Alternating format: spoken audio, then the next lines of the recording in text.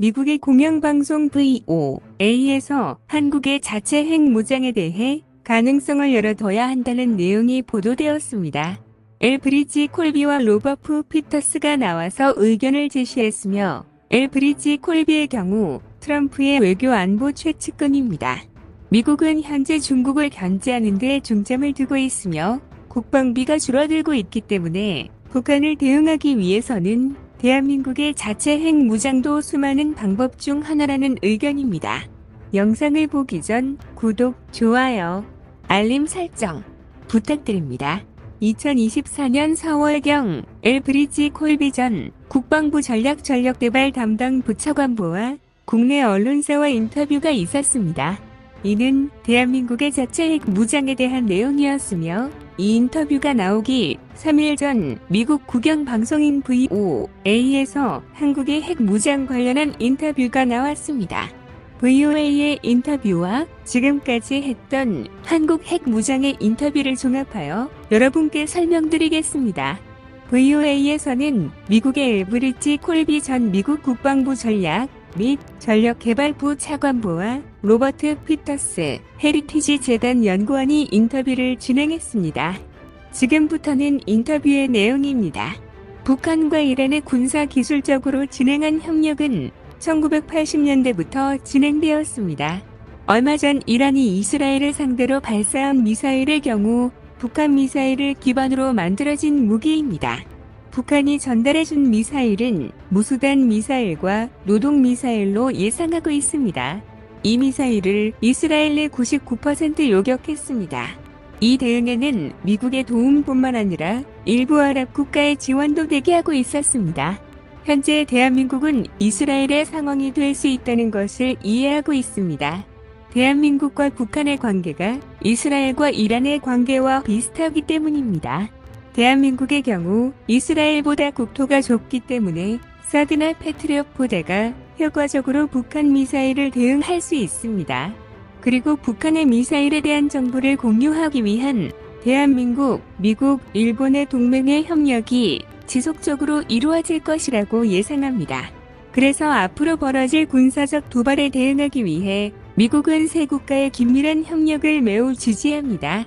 미국의 2025년 예산을 보면 한반도와 주변 지역에 배치된 미군이 북한에 대응해야 한다고 했지만 사실 중국에 집중할 것이라고 예상한다는 질문이 있습니다.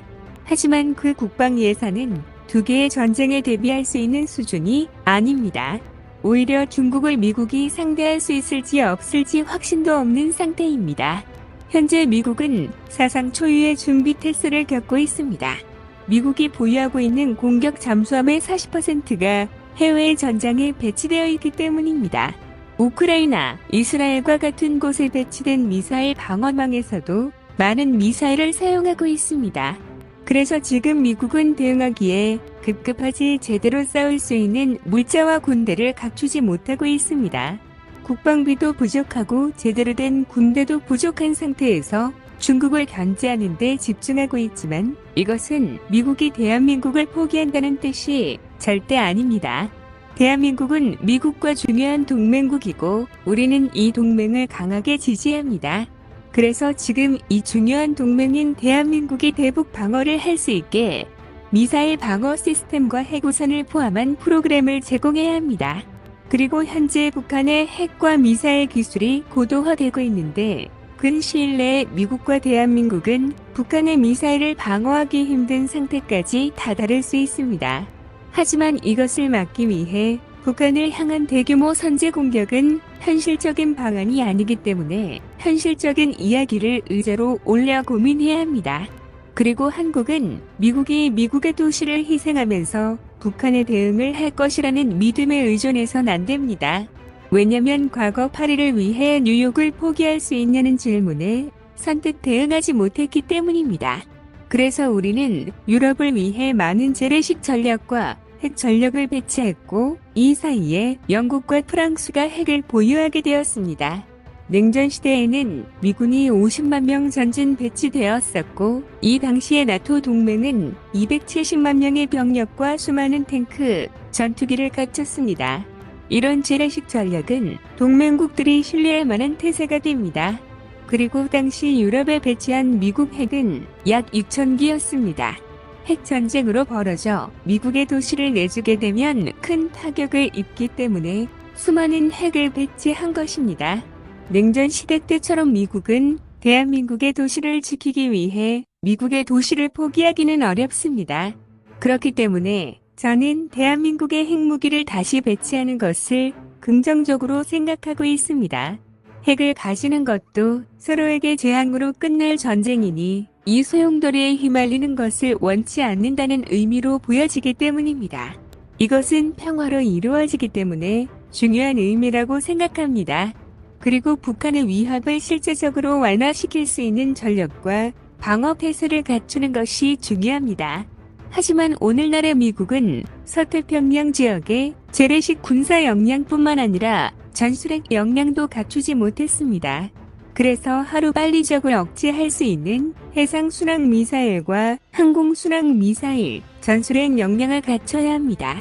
그리고 저는 미국의 핵무기를 달고 있는 한국 전투기에 대해서도 상당히 긍정적으로 생각하고 있습니다. 한국이 독자적으로 핵무장을 하기 전까지는 이런 것들에 대해서 긍정적인 생각을 가지고 있습니다. 하지만 핵을 배치하는 궁극적인 목표는 안정적인 정세와 전쟁 억치입니다. 그래서 전쟁이 발생하거나 평화가 붕괴되기 전에 대한민국이 할 수 있는 최선의 선택이 독자적인 핵무장이라면 이를 위해 적절한 대화를 거쳐야 한다고 생각합니다. 그리고 모든 의제를 테이블에 올려놔야 한다고 생각합니다. 핵 확산을 옹호하지는 않지만 이 모든 것들을 논의 의제로 올려야 한다고 생각합니다. 하지만 가장 중요한 것은 미국의 지정학적 이익과 동맹, 그리고 대한민국의 안보와 신뢰할 수 있는 현실적인 계획입니다. 미국이 핵우선을 대한민국에 제공한다면 이 핵무기의 통제권은 미국에 있다고 볼 수 있지만 궁극적으로는 대한민국에 있을 것입니다. 일종의 사전 위임이라고 보시면 됩니다. 중국이 국제사법재판소의 판결을 무시하고 북한도 핵 협상을 수없이 멈춰왔기 때문에 우리도 그럴 수 있다고 생각합니다. 하지만 우리 미국의 가장 최우선 순위는 핵 비확산입니다. 이 우선순위는 수년 동안 합리적이고 타당하며 매우 적절한 방향성을 가졌다고 생각합니다. 하지만 최근 전략적 상황뿐만 아니라 군사적 준비의 부족, 중국과 북한의 급격한 군사력 증강으로 인해 지금까지 고수해온 방식은 적합하지 않아졌습니다. 그래서 미국의 입장을 바꾸기 위해서는 미국의 이익을 가장 우선시해야 합니다. 미국의 동맹국인 대한민국의 핵 무장을 제재하거나 더 안전해지기 위해 취하려는 조치를 막는 그 모든 행위가 미국의 이익이 되는지 생각해야 합니다. 그래서 우리 미국은 우리 안보를 더 많이 책임지려는 동맹국의 진지한 노력을 수용해야 할 것입니다. 미국은 거의 유연성을 발휘해야 합리적이고 지속 가능한 동맹국을 만들 수 있습니다. 동시에 핵의 비확산이 가장 좋은 일이라고 말하고 싶습니다. 동맹국을 위한 핵 확산은 우리의 문제를 시원하게 해결해 주지는 않기 때문입니다. 그래서 모든 해법은 진지하고 빠르게 이루어져야 합니다. 이처럼 미국의 공영방송에 나온 미국 차관보들은 한국이 북한과 평화를 유지하기 위해 그리고 미국에 의존하지 않는 국방을 하기 위해 핵을 자체적으로 갖는 것을 긍정적으로 생각하고 있습니다. 현재 대한민국이 핵을 만드는 것에 어려움을 느끼는 것은 기술적인 문제가 아닌 정치 외교적인 문제입니다. 동맹국들의 동의를 수많은 토론과 협상으로 얻어내어 전술핵을 보유하여 자주 국방을 할 수 있는 날이 오길 기원하겠습니다. 더 많은 이야기를 원하신다면 구독을, 이번 이야기가 좋았다면 좋아요를 눌러주세요. 감사합니다.